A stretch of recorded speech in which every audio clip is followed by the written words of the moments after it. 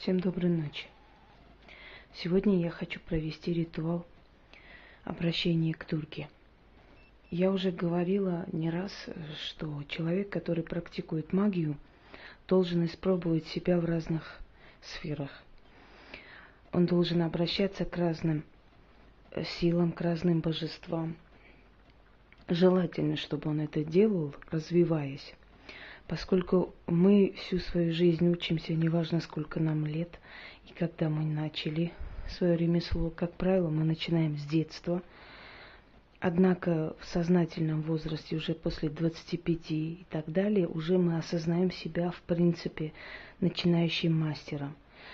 А когда достигаем определенного уровня, уже нам под 40 лет. Но это не предел. Наша жизнь, она настолько сложна, что простой смертный не способен пройти эти испытания ни в какую. С одной стороны, объясняется такая сложность. Во-первых, нас закаляют, у нас появляется очень сильный характер. Во-вторых, мы можем воспринять и понять боль любого человека, поскольку мы практически побывали во всех ситуациях, с которыми к нам обращаются люди. Поверьте, что так и есть. Мы перетерпеваем и потери, и боль, и всякие ужасы жизни. То есть каждому человеку дано что-то определенное, нам дается все вместе взятых, можно сказать. Но с другой стороны, вот это одиночество, боль, терзание, мучение в жизни, которые проходит каждый практик, дает ему силу, во-первых, духовно расти, во-вторых, развиваться, поскольку мы начинаем жить как отшельники. Когда человек много раз проходит предательство, боль, когда много раз теряет близких людей, физически теряет и так далее, то этот человек, естественно, уже становится сильным духом. И, естественно, он уже не так сильно хочет снова окружить себя людьми, для того, чтобы снова их не потерять. И это дает ему дополнительный стимул одному оставаться, а значит, самосовершенствоваться.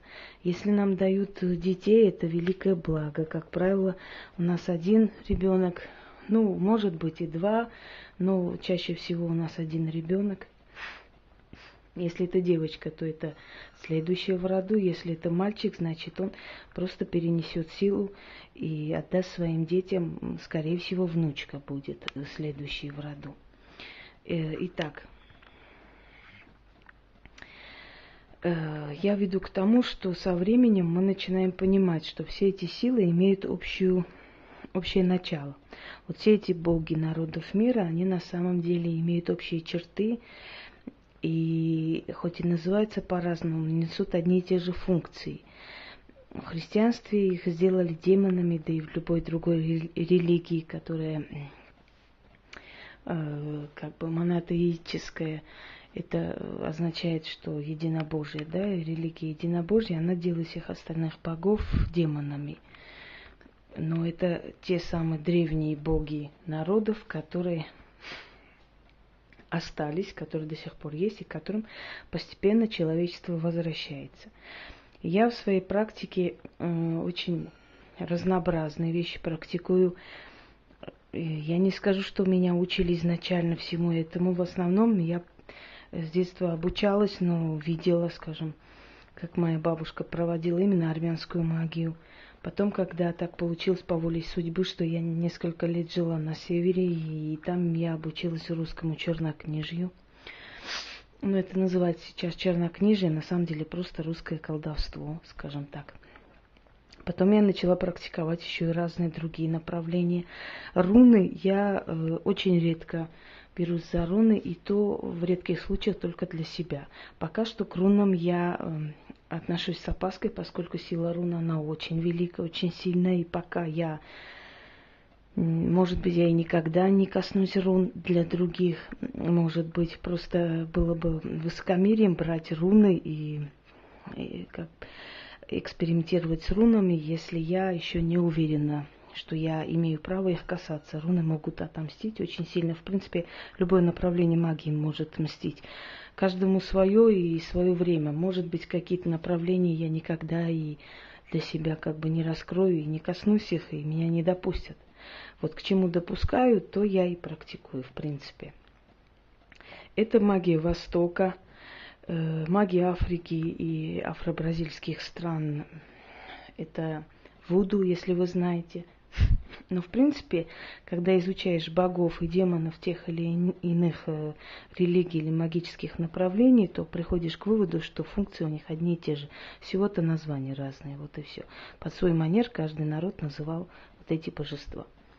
Дурга. Дурга – одна из ипостасей Кали или Парвати. То есть, я уже объясняла, когда я рассказывала про Кали, это несколько сутей женщины. Вот суть женщины, она разная. Она как любовница, так преданная мать, как Парвати. Она воинственная защитница своего рода, своего племени, своей семьи, как Дурга, но в то же время защитница угнетенных женщин или женщин, которые в данный момент нуждаются в помощи, в силе. Я стараюсь ритуалы проводить, то есть показывая вам в роликах, в основном я называю свое имя, провожу для себя как пример. Но это не означает, что я всегда провожу для себя, они не всегда мне нужны, в принципе. Но поскольку я не имею морального права показывать фотографии людей или показывать этих людей, которые ко мне обращаются, я могу показать своих друзей, в принципе, они не против бывают. Только как бы своих близких, друзей и себя я вправе показывать в ритуалах. В остальном я провожу для себя, но это не означает, что эти ритуалы нельзя проводить для людей, которые просят. Человек может присутствовать непосредственно, а можете просто по имени, фамилии, дате рождения просить для человека помощи этих сил. Поверьте мне, что со временем, когда вы в своем мастерстве совершенствуетесь, когда уже вы становитесь очень сильным, то просто держа в голове образ человека, просто называя данные этого человека, вы можете помочь этому человеку. Это вполне реально. Но это не для начинающих, это для людей, у которых уже более 10-15 лет практики. Вот. Если учесть, что у меня намного больше практики, то я, конечно, у меня получается. Это и не раз получалось. Но для того, чтобы достичь такого результата, я очень многим пожертвовала. Тоже не думайте, что это легко и просто дается. Давайте так. Дурга, она воплощение Великой Матери, воительницы, помощницы. Она изображается, сидя на льве, либо на тигре.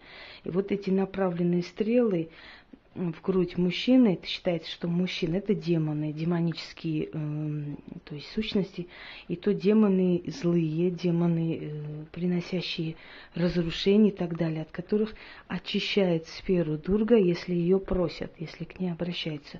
У нее много рук, по-разному она изображается, то 12 рук, то 9 рук, то 6 и так далее. Это говорит о том, что женщина в своей жизни успевает многое сделать, она много чем занята, она занята и помощью, и воспитанием, и защитой своего дома, и когда нужна защита своей родины и так далее, что у женщины много функций. Лев либо тигр, на котором сидит Дурга, означает ее воля, целеустремленность, и, как правило, это звери хищные, которые никогда не оставляют свою жертву. То есть, если она решилась на что-то, если женщину подвергнуть и довести, она может сделать многое. Как правило, говорят, что Парвати – это самая верная жена Шивы, по-другому еще ее называют Сати. Кстати, есть в Индии был ритуал сати – это самосожжение, когда после смерти мужа в костер кидалась и жена, и умирала. Так сделала жена Шивы Сати или Парвати. И так поступали многие индиянки много веков, пока английские завоеватели не запретили этот ритуал, но в некоторых частях Индии тайно это происходило. Но сейчас речь не об этом. Итак, у нас должна быть вода, можно взять минеральную воду, она должна быть чистая. Лучше родниковую, либо минеральную воду, их продают везде. белые свечи, поскольку она олицетворяет светлые, то есть чистое пространство. Сила здесь ни при чем, белая и черная сила абсолютно ни при чем. Свечи здесь рассматривайте, уважаемые, как средство для осветления помещения, не более того. Освещение, извиняюсь.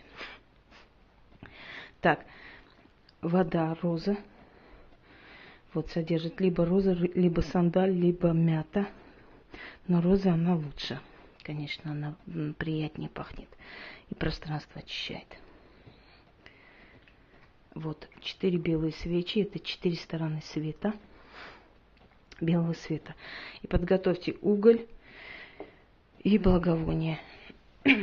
Итак. О златокудрая, златоглазая, златоокая Матерь, сидящая на звере, о защитница женщин, услышь и исполни. Стань щитом, окружи меня защитой своей. Пусть нерушимая стена защиты вырастет вокруг меня. Изгоняй мечом своим зловредных духов, что вокруг меня собрались. Не допусти их до моего тела и души. О великая Дурга, славься. Окропите ее вот этой розовой водой. Благодарствую, благодарствую, благодарствую. О златоокая, златокудрая Матерь, сидящая на звере, о защитница женщин, услышь и исполни. Стань щитом, окружи меня защитной стеною, нерушимой. Пусть эта стена вырастет вокруг меня, изгоняй мечом зловредных духов, что вокруг меня, не допускай их до моего тела и души. О великая Дурга, славься. Благодарствую, благодарствую, благодарствую. О златоокая, златокудрая Матерь, сидящая на звере, о защитница женщин, услышь и исполни, стань щитом. Окружи защитной стеной нерушимой меня. Изгоняй мечом зловредных духов, что вокруг меня. Не допускай их до моего тела и души. О великая Дурга, славься. Благодарствую, благодарствую, благодарствую. Эти ритуалы написаны мной, однако на основе древних текстов. Поскольку я по профессии историк, мне часто это встречалось. Но одному человеку это встречается, он прошел мимо, а другому человеку, у которого есть в роду колдуны, ведьмы, которым эта сила передалась, естественно, обратить на это внимание и использовать в своих ритуалах. Согласитесь, что не просто так это приходит. А вот это я сейчас обкурю и прочитаю именно из древнего текста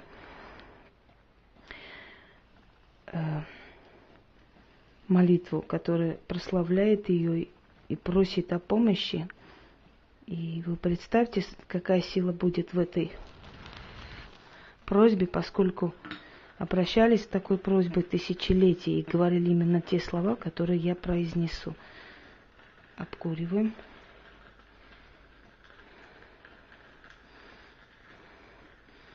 Желательно благовоние роза, мята, сандал. Это любимые благовония этих сил. Мы почему преподносим им это, почему благодарим, почему вот эти розовая вода и прочие.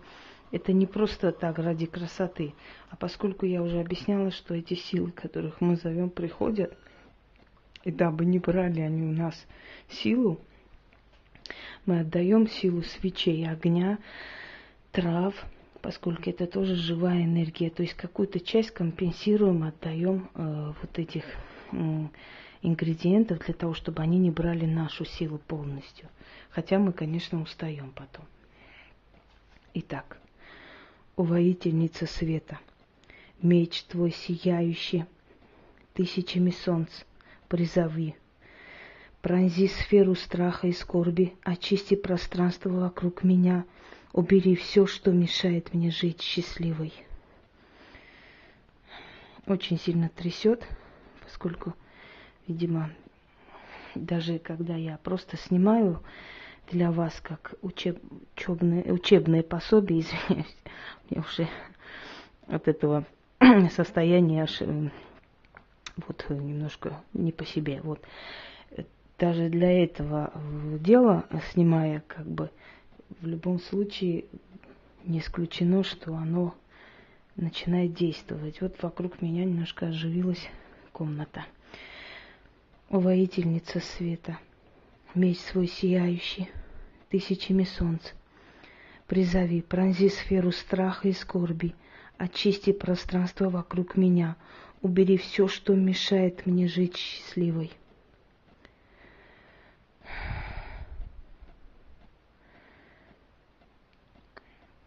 Я читаю именно таким образом, каким образом читается на языке хинди, и поэтому, если некоторые слова будут произноситься не так, не обращайте на это внимания, поскольку как можно ближе сделал эту речь именно к манерам произношения хинди.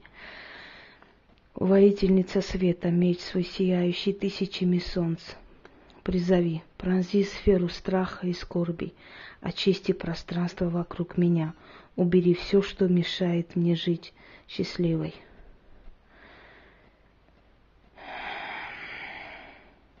Славься, славься, славься. Очень сильно шатает, я извиняюсь, пару секунд. Я немножко приду в себя. После того, как вы это сделали, если вы не знаете, например, сами мантру или не считаете нужным их петь, то можете просто подготовить, если у вас есть планшет либо телефон, и найти соответствующую мантру, просто включить как благодарность Дурге.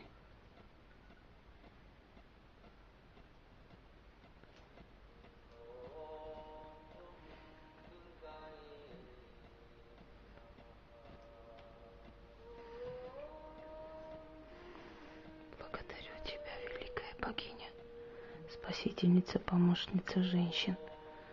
Сохрани мой очаг, помоги мне, защити меня, услышь меня, будь рядом со мною в трудную минуту. Убери все препятствия, всех черных духов и черные силы вокруг меня. Да проснется сфера и поможет мне во всех моих делах. Да исполнят духи белые, светлые и темные все, что я им прикажу, на что укажу и что попрошу. Пусть будет так. Славься, великая богиня Дурга.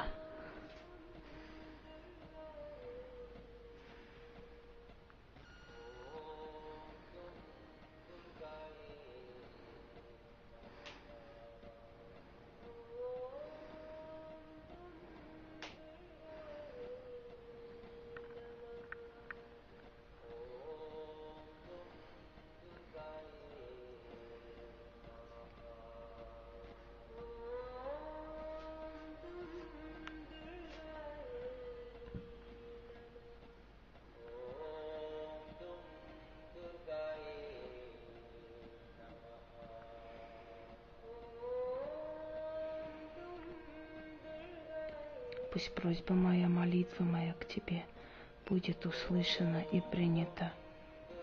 Славься в веках, славься в веках, славься в веках, златоокая, златоокудрая Матерь-защитница. Благодарствуй, благодарствуй, благодарствуй, благодарствуй, благодарствуй, благодарствуй, благодарствуй, благодарствуй, благодарствуй. Вот не поверите, у меня сердце начало быстро биться, и такое умиротворенное, успокаивающее состояние, вот очень успокаивающее состояние. И вообще к богиням, обращаясь, мы всегда получаем больше, чем ожидали, поскольку это женская суть. Это женское начало природы, и она всегда помогает женщине, когда ей тяжело. Я рекомендую тем людям, практикам, которые делают какие-то работы для определенных людей, обращающихся к ним, вот провести вот этот ритуал для женщины, которая к вам обратилась от угнетения мужчины, от долгов, если ее преследуют какие-то там банки, какие-то преступные сферы и так далее, и так далее, очень сильно окружает женщину защитой. Даже от сплетен, даже от несправедливости свекрови, неважно. Вот обращение к этому божеству очень помогает. Можно использовать, конечно, ее статуэтку каноническую. Вот смотрите, какая она должна быть на самом деле. Вот такого типа. Никаких нововведений не нужно, поскольку работают только те статуэтки, я уже говорила, которые веками, к которым привыкли эти духи. Вот к этим узорам, к этому типу. Можно просто провести без статуэтки, обращаться к ней, поскольку боги и духи, они всюду, везде, и они везде нас слышат и помогают, если мы к ним обращаемся. Я не призываю оставить свою религию, обращаться к древним богам, если кто-то не хочет, это их право. И я говорю для тех практиков, которые решили практиковать разные направления магии. Очень сильно тепло, голова горит.